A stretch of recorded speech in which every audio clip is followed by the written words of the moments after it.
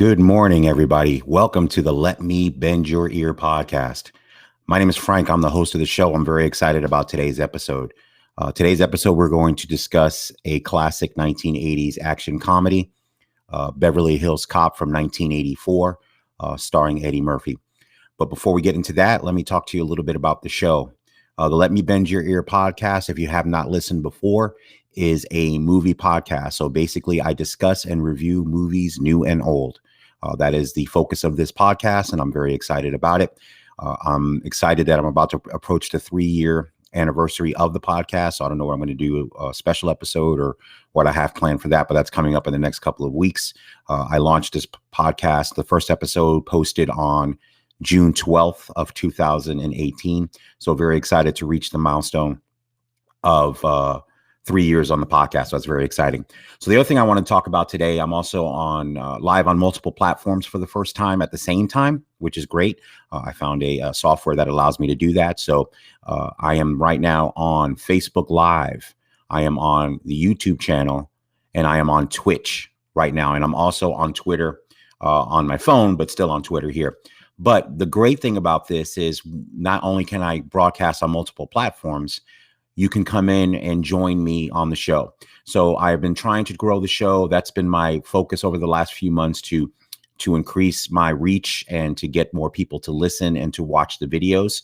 So this is another way I'm able to do that. So if you go to my Twitter, which is at Bend Your Ear Pod, or my Instagram at Bend Your Ear Pod, there is a link there for this stream right now. So once I get into the discussion of Beverly Hills Cop, if you want to join in either via chat, or I can actually bring you on live onto the show and we can discuss Beverly Hills Cop. So I haven't had anybody do it yet. I'm going to keep this option open. So if you want to be the first one to get on, I would be excited to have you on to give me your thoughts on the Eddie Murphy classic Beverly Hills Cop. So the link again is on my pinned tweet on Twitter at Bend Your Ear Pod. It's also on my Facebook page. If you're watching this on Facebook, you should be able to see it there. I'm going to post it here shortly. If anybody chats in the stream from wherever they're watching this right now, and let me know, I'm going to put the link up here shortly. I'll put it up right when I get into the discussion of Beverly Hills Cop, so you can see the link right on the stream. But again, if you click on that stream, it'll ask your name, and then it'll ping to me to have you come in. Or if you want to chat in the chat room, you can do that as well. I'll see all the chats here. So if you prefer to just at least give your comments on the show or on Beverly Hills Cop, you can do that. But I would love for someone to come on. As I've tried to grow the show, I've had feedback. And I know for me, I've been doing this show solo. I do interviews here and there. So the ability to have the flexibility to have somebody come on a live show, I know when you interact with someone, it adds a different feeling to the podcast, a different energy. And I recognize that. Like I said, most of the time I'll be doing this flying solo, but I'd love to have you come on and talk about what I'm talking about today. So you can find the podcast if you listen on the audio feed later. It's available on Spotify or wherever you get your podcast. Apple Podcast, Google Podcast. It's on Amazon as well. So you can direct your Alexa to play the podcast, and it'll play the latest episode. So definitely check that out. I would also ask if you do follow me on social media, at Bend Your Ear Pod on Twitter, at Bend Your Ear Pod on Instagram. If you can like and share anything that I post regarding episodes, that's a quick and easy way you can help the show obtain a higher following. So I'm always looking to do that. I'm aggressively trying to grow the show. So if you can do that, I'd appreciate it. Also, if you do listen to the audio podcast, wherever you listen to it, specifically on Apple Podcasts, if you can rate and review the show. I was on Twitter yesterday and actually had someone post that they listened to my episode reviewing Tenet. So I want to give them a shout out. I want to thank them for that. They actually reviewed it. They actually listened to the episode and gave me some feedback about what they thought about it, which I really appreciated. So I want to thank them for doing that. You don't have to reply to me on social media, but if you rate and review the show on the application that you use, that's really another helpful way, because the more ratings and reviews a show can get, the higher the show will show up in search results. So if people are looking for a new movie podcast to listen to, then they will see this show pop up if there's a number of ratings and reviews. So if you could do that, I'd really appreciate it. Again, I want to thank, I think it was Caleb on Twitter for listening to the Tenet episode and reviewing it. So this is episode 73. So I have plenty of back catalog. So if you haven't tried out the podcast, definitely check it out. There's reviews of movies going back for 3 years. And like I said, it's a good podcast to listen to if you're looking for new movies. My goal moving forward with the podcast, when the podcast started, it was a 3-topic podcast. I recently narrowed the focus to movies. So one of my mission statements for the show is to hopefully find movies that maybe you haven't thought of in a while or haven't seen at all, and movies that I enjoy, and sharing that with you. Nothing as a movie fan makes me happier than when I can turn on someone to a movie that they would have not normally seen. Now, obviously, a movie review today like Beverly Hills Cop, that's going to be a movie that a lot of people know, but not everybody's seen this movie. And I know a lot of people that listen to podcasts and watch content on YouTube or wherever are younger. And if you're 20 years old or younger, or even 20 to 30, you may not have seen Beverly Hills Cop. You know who Eddie Murphy is. You probably know him now more for Coming to America, the sequel to the original film that came out in '88. So I think hopefully if I can help you watch or discover a movie that maybe you hadn't seen before, or were hesitant for whatever reason. So hopefully I can be successful in doing that. So that's the goal of the podcast. And plus, I enjoy talking movies, and I enjoy talking movies with anybody that wants to talk about them. So definitely check me out on social media, especially Twitter. I'm on there every day talking movies. So before I get into the review, one thing I wanted to talk, just a little personal story. I saw on Twitter this week that this was the 40th anniversary of the release of The Empire Strikes Back. It came out May 21st of 1980. So, of course, Empire Strikes Back is the second film of the original Star Wars trilogy, considered by most Star Wars buffs to be the best film of the original trilogy. And I would agree with that. 2 things about it. So my memory of The Empire Strikes Back, so to show my age a little bit, I was 10 years old when the movie was released.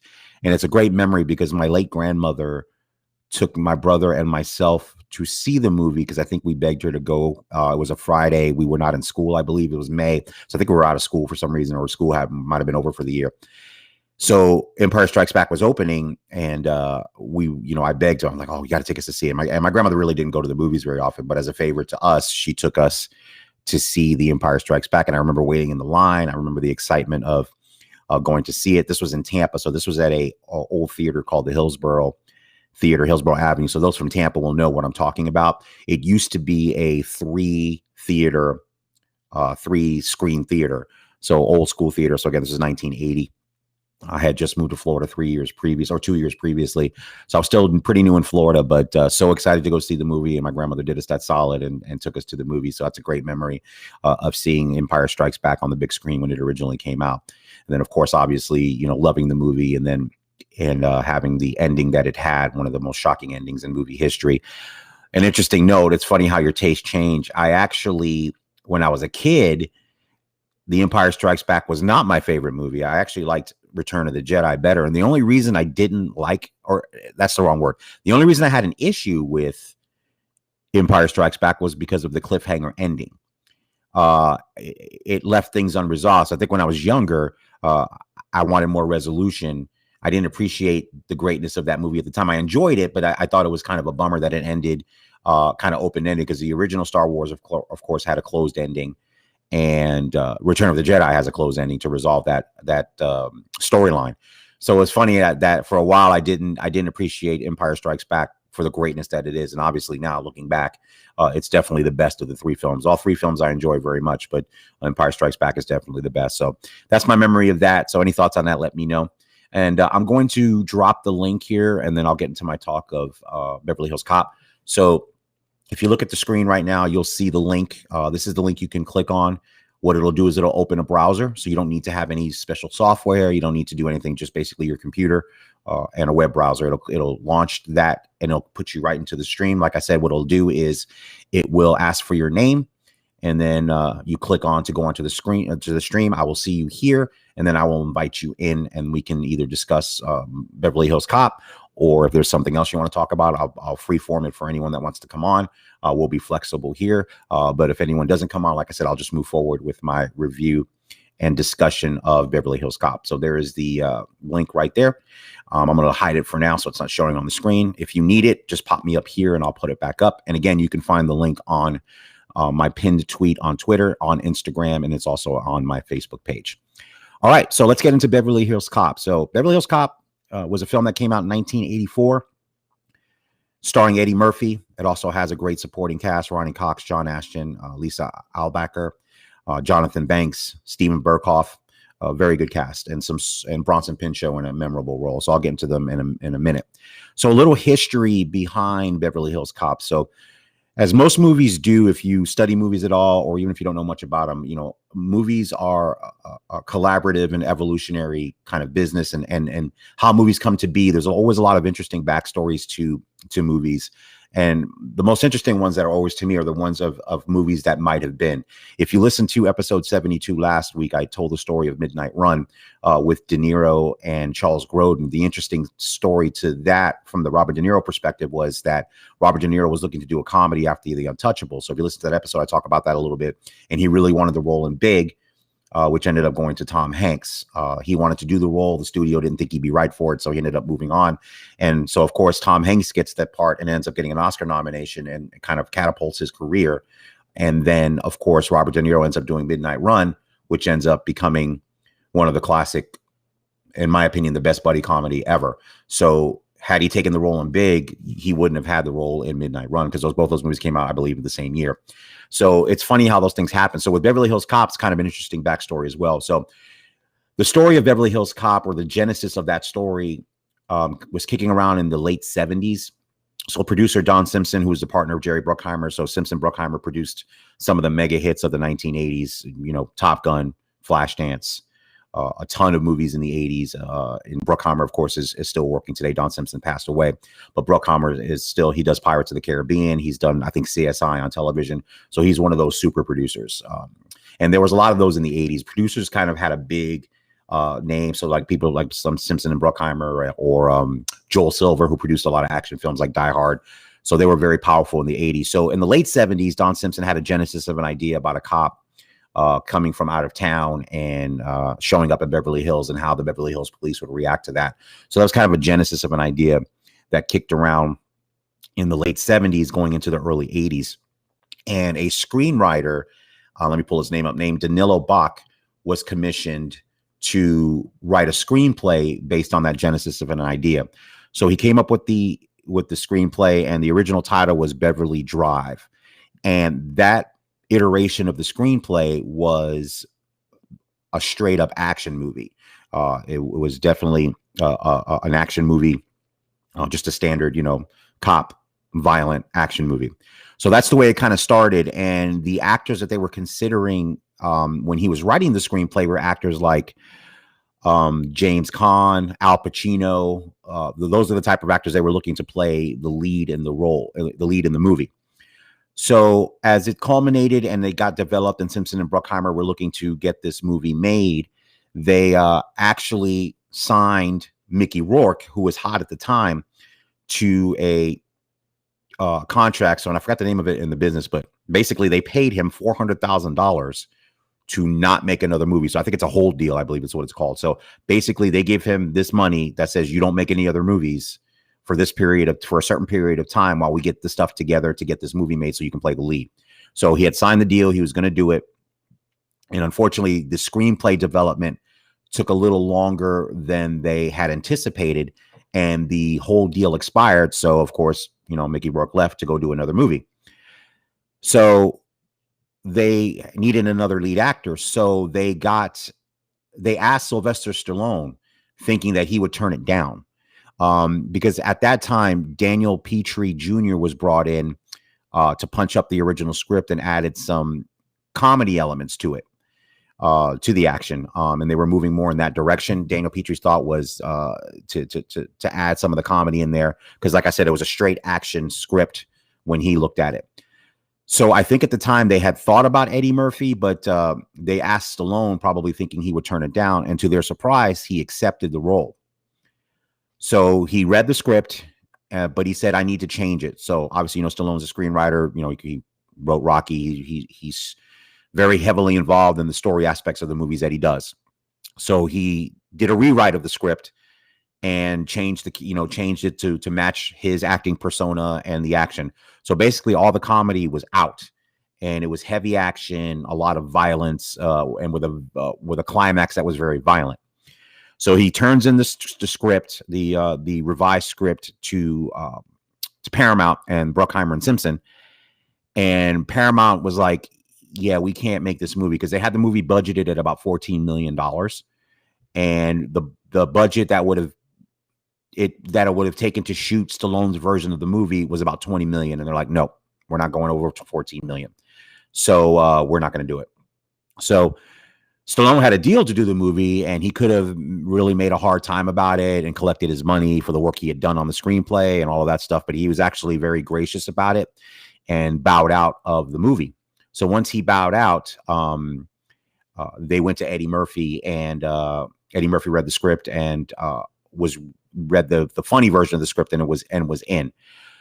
Funny aside about the Stallone participation. So the character, of course, Axel Foley is the character in the movie that Eddie Murphy plays. Stallone, in his version of the script, changed it to Axel Cobretti. Now, if that name rings a bell, a lot of the story elements that Stallone had incorporated into the Beverly Hills Cop script were used in his action film Cobra. So his character in that film, which is an action movie, straight action movie in the Stallone vein of movies he did at that time, his last name was Cobretti. So he moved that over to that, and that basically became the genesis for that movie. Not a great Stallone movie, but he was able to at least make that movie the way he wanted to do it after he bought out of Beverly Hills Cop.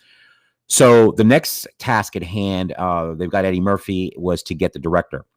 So Bruckheimer was a huge fan of director Martin Brest. He had directed a film in the late 70s called Going in Style, a very funny comedy.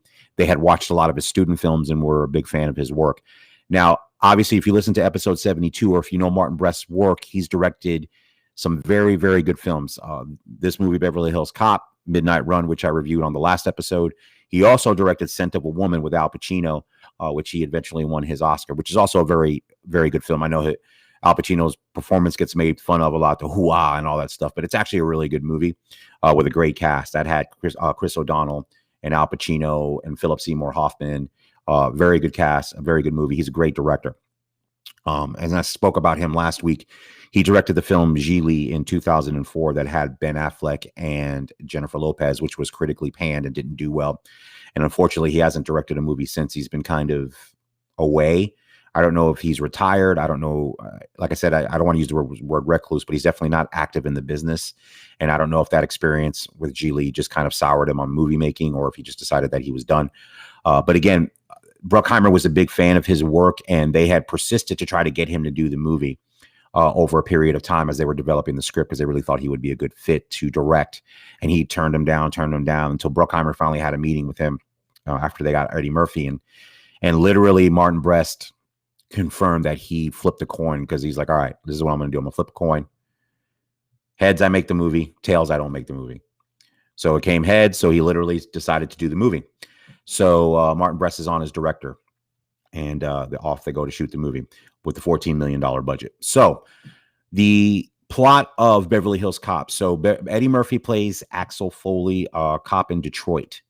So as the movie opens, he is visited by his friend, Tony, played by James Russo. So he comes to visit him after a stint in jail. Obviously, the backstory is they grew up together, kind of in the rough streets of Detroit, kind of causing trouble, not committing anything major, just kind of, causing trouble. He comes back. He had been released from prison 6 months previously, and tells Axel that he actually hooked up and was helped by one of their mutual friends in California that got him a job at a security in a warehouse. And Tony has a big stack of German bearer bonds, which is a form of, and bearer bonds is a very common thing that you see in 80s movies now that I think about it, because bearer bonds plays a huge part in Die Hard. I'll review that movie another time, but it's funny. Bearer bonds shows up a lot in 80s action movies when it comes to currency. So he has a stack of those. And of course, I was like, what are you doing? He's like, you know what? I don't even want to know. So they go out for a night on the town, drinking, having fun. They go back to Axel's apartment after they're done partying, and they're accosted by two unknown gentlemen that knock out Axel and confront Tony, and it turns out murder him. So that sets the movie in motion. So obviously Axel's friend is murdered. So he wants to work on the case. Of course, he doesn't get permission to do so. And he decides to just take a vacation, quote unquote, to go work the case, and then ends up going to Beverly Hills. So some of the actors in the Detroit segment of the film, which opens the movie, is Gerald Hill, who plays Inspector Todd, who's one of those typical, inspectors in these action movies that are just basically angry at the main character because the main character never follows the rules. But he was never an actor before. He was actually a real homicide detective and did this movie and became an actor in this movie. And he's fantastic in it. His lines are funny. The way he goes after Eddie Murphy is funny. Like, he's just funny. And he was in all 3 of the Beverly Hills Cop movies. He's hilarious. Unfortunately, he's passed away, but he was fantastic. And again, not a professional actor. So it was funny to see him in the movie. It's Gilbert R. Hill's his name. And it's fantastic. And then, of course, James Russo is Mickey. I'm sorry, I kept calling his name Tony, but it's Mickey was the friend that was murdered. But Gerald R. Hill is great. You have a small part for Paul Reiser, who's in the beginning, very funny. And if you look at Eddie Murphy movies, obviously Eddie Murphy came from the world of stand-up. A lot of his movies, and he was very good with this, he would cast stand-up comedians in very small roles in his movies. So in this particular film, in Beverly Hills Cop, you have Paul Reiser. You also have Damon Wayans in a very small part when you get to the banana and the tailpipe gag. So he's in that as well. So he cast other stand-up comedians. So, but again, Gilbert Hill was great as Inspector Todd, chewing him out. So he lets him go on vacation. So he goes to Beverly Hills to start to investigate what Mickey was doing out there that would have caused him to be murdered. So obviously, Axel suspects that the bearer bonds that Mickey has were stolen, and whoever he stole them from was probably the person that had something to do with his murder. So when he gets to Beverly Hills, he hooks up with his friend, their mutual friend, Jenny Summers, played by Lisa Elbacher. And she runs an art studio that's owned by Victor Maitland, who's played by Stephen Burkhoff.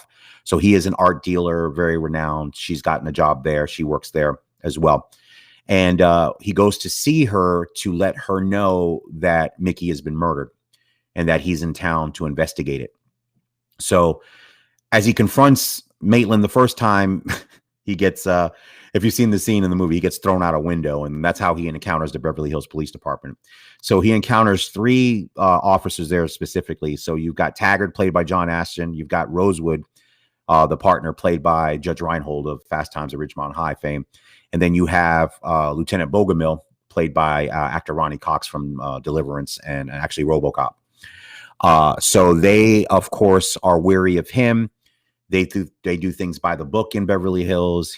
And of course, he's telling them that he's on vacation. So as the movie progresses, it's basically a lot of situations of Axel investigating his friend's murder, and the interactions with the police there, him trying to keep the police from tailing him, and then just the funny things that happen in between. So like Midnight Run, Beverly Hills Cop, the strength of the movie is the cast and what they do with the material.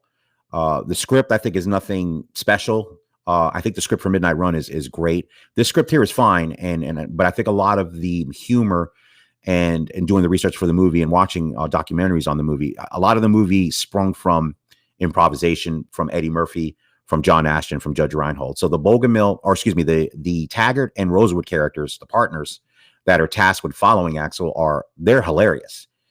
They're a lot of the reason to watch the movie. And that's the strength of this movie. And that's the strength of Martin Brest as a director. This particular movie it's not just the lead character who's fantastic. It's all the supporting characters that really make the movie go. And the partnership between Taggart and Rosewood is hilarious. There's a scene where they're staking out Axel at the hotel. They're in the car, and I don't want to give too much away. They have a conversation that has nothing to do with the plot. And actually, on the script, the script basically said, just sit in the car and wait and watch Axel. And they actually improvised dialogue that ends up to be hilarious. And it has nothing to do with the story other than they're just sitting in the car. And those little touches in a movie like this is what elevates this movie and makes it really, really good. And then you have a good bad guy. So you have Stephen Burkhoff, English actor. I haven't seen him in anything other than this. I know he's done other work, but this is where I know him from. And he's fantastic as Victor Maitland, the bad guy of the movie. And then his henchman, because of course you always have to have a henchman, is played by, if you're a fan of Breaking Bad and or the series 1980 series Wise Guy, Jonathan Banks is in it. So of course on Breaking Bad and Better Call Saul, he's Mike Ehrmantraut, but he's very young here playing the henchman Victor Maitland. So he's great in there too. So it's good to see him in an early role in his career. So they're fantastic as well. Lisa Elbacher as Jenny Summers is great as his friend. She doesn't have a lot to do. I mean, her character is really the reason that he's able to access what's going on. So she's there for a reason, but she's very good in the scenes that she's in. They just don't give her a lot to do throughout the movie.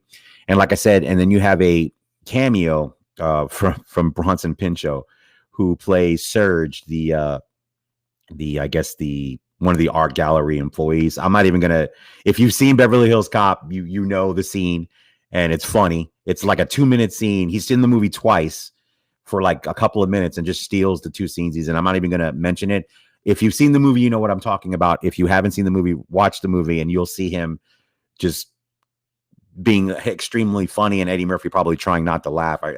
Judge Reinhold told a story in an interview where he basically said Eddie Murphy, if you watch the scene carefully, it's Bronson Pinchot being hilarious and Eddie Murphy literally trying not to laugh because he's cracking him up.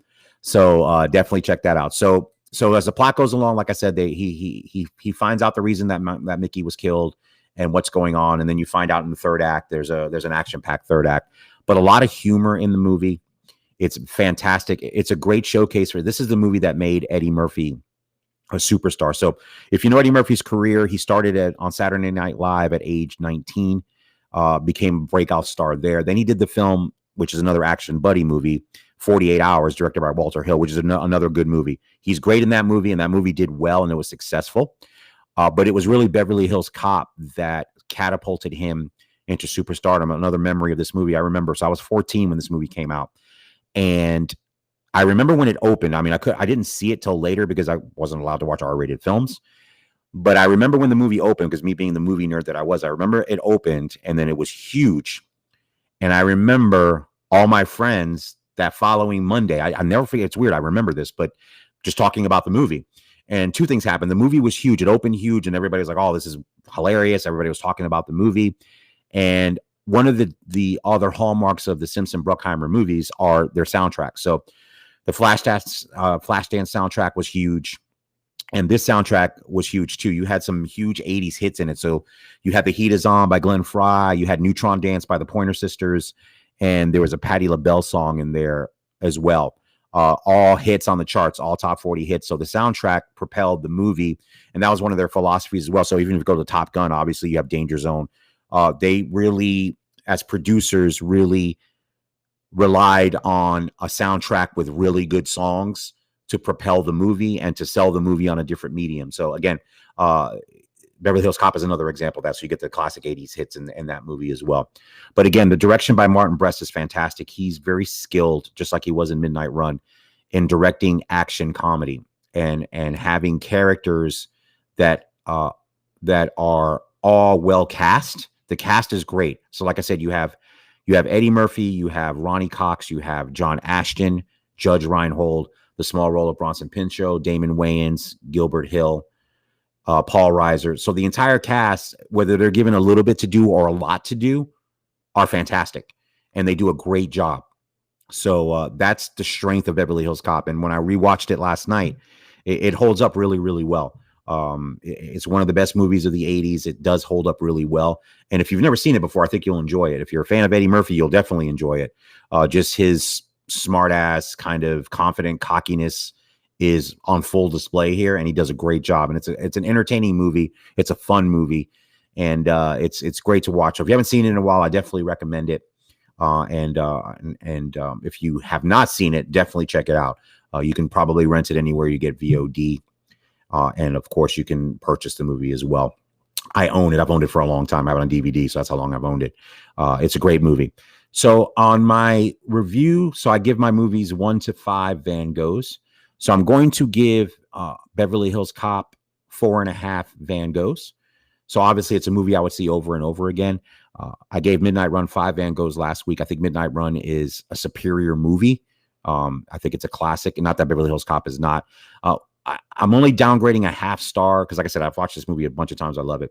When I watched it last night, I think there was a couple of minor parts where it dragged a little bit, and that's just, I'm nitpicking. This is nitpicking, but like I said, this is my 4.5 Van Gogh review is great. and it's a movie I will continue to watch over and over again. I hadn't seen it in a few years. It was great to watch. So I completely enjoyed it. So again, what I'm going to do, I'm going to give everybody another chance. If you want to comment, or if you want to come on the stream with me and discuss Beverly Hills Cop before I wrap up the show, the link is right there on the screen. You can see it. Or if you have my Twitter, you can go to my pinned tweet on Twitter. The link is there. The link is also on my Instagram. So again, if you click on the link, it'll just open the browser. So you don't need any special software to come on with me. You just click on it. It'll ask your name, and click on there. I'll see it here.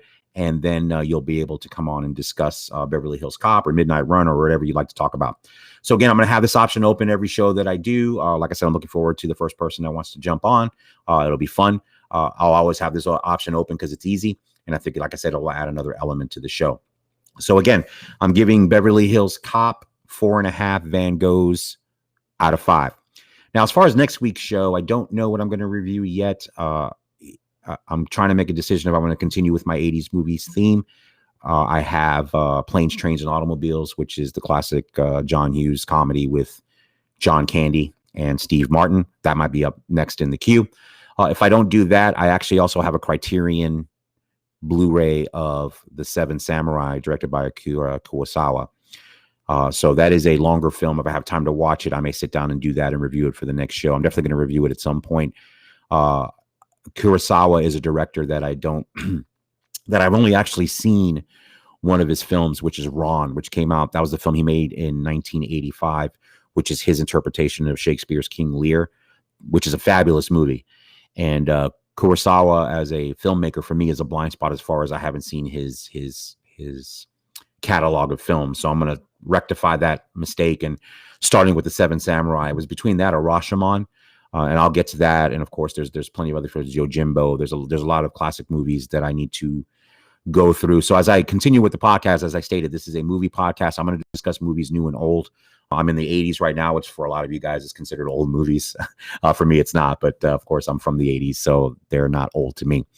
But I'm going to be reviewing a lot of older movies and things that I call, blind spots, the movies that I haven't seen, either by a director that I really like or just haven't seen at all.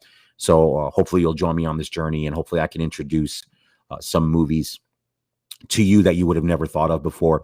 One of the beautiful things about technology and streaming, I know a lot of people are critical of streaming and are afraid it's going to take over the theater experience, especially with the combined issue of people having the availability of very good sound systems and televisions at home. And then you had the pandemic forcing people to stay home and closing cinemas. And I know people are very scared of the cinema going away. And I understand that. I don't want the cinema to go away. I watched Spiral last week in the theater, and it was fantastic. I will never discount the movie going experience. I love going to a theater.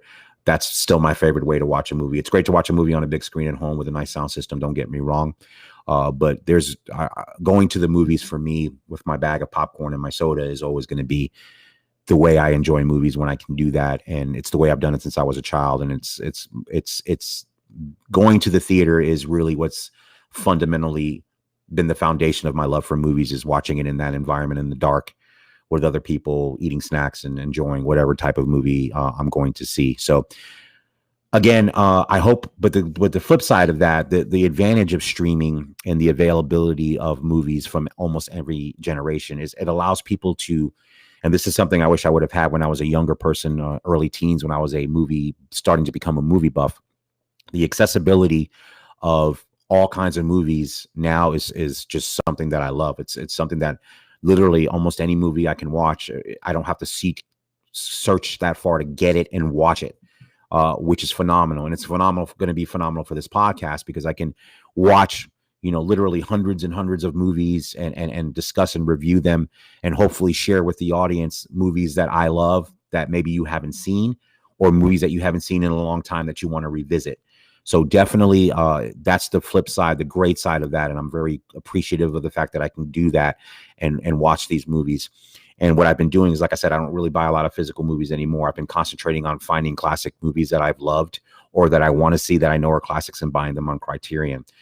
So again, my free plug, Criterion doesn't sponsor the show. I don't have any sponsors, but if you are a movie buff, and you already probably know this, but if you're a person that's interested in collecting movies, especially classic movies, cult movies, little movies that maybe you haven't seen or not available, Criterion is the way to go if they have it on Criterion.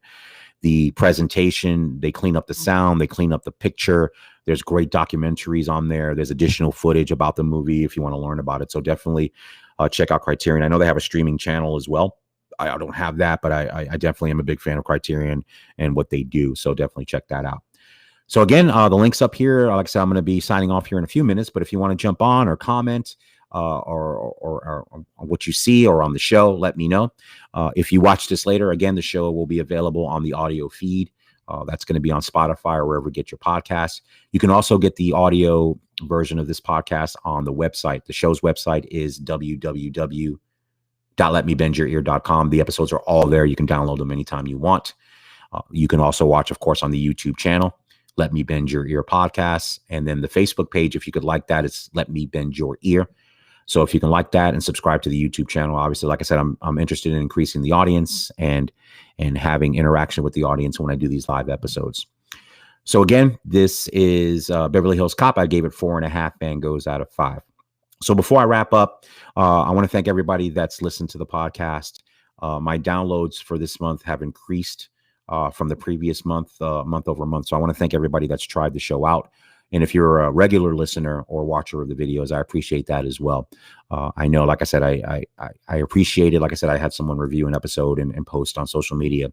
So I appreciate that as well. So feel free to reach out to me, especially on Twitter. That's the best way to get a hold of me. I'm on there all the time at Bend Your Ear Pod. That's really the best way to get a hold of me. I'll talk movies. You can follow me. Of course, I'll follow back.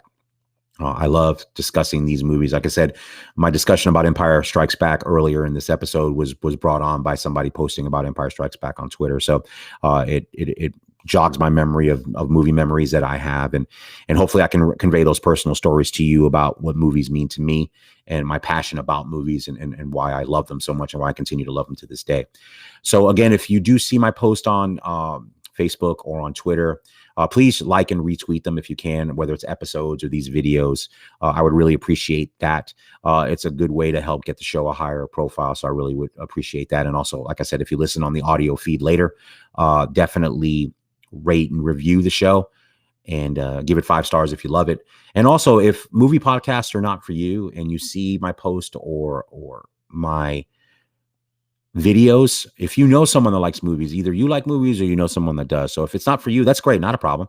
If you could share this with someone that you know is a movie buff and get them turned on to it, that'd be great. So like I said, I'm actively trying to grow the show. Like I said, I'm approaching the 3rd year anniversary of the podcast, and I really have enjoyed doing this. I still enjoy it. I look forward to recording episodes and adding this video element, actually, which I thought was going to be something that I would have a challenge with, is actually been fun. It's given me a new way to kind of, not that I needed to be reinvigorated, but it's been a great way to add a dimension to the podcast to me, to keep me more engaged and hopefully make the show more compelling, which will get more listeners and more watchers. So that's my goal.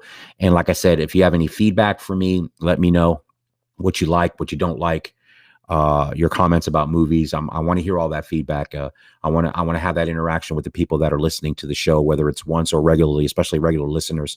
I want to make sure I'm providing you something that you enjoy. Like I said, I enjoy talking movies. This is something I would do if nobody listened, but obviously I want to grow the show and get listeners. I really enjoy it. And I'm going to wrap up this show like I've been wrapping up every show lately, and will continue to do so. We've all, as a country and as a world, been through a lot this past year. And not to get too serious, we all know what that is. Find something that makes you happy, an outlet that makes you happy, a creative outlet, a hobby, anything, whatever it is that makes you happy. If you are doing that now, like this podcast is for me, do that more. If you're not doing it and there's something that you know that you would enjoy doing, and for whatever reason, life is in the way, you're too busy, whatever that is, start doing it. Something that brings you joy, that you just do for the joy of it, is very important.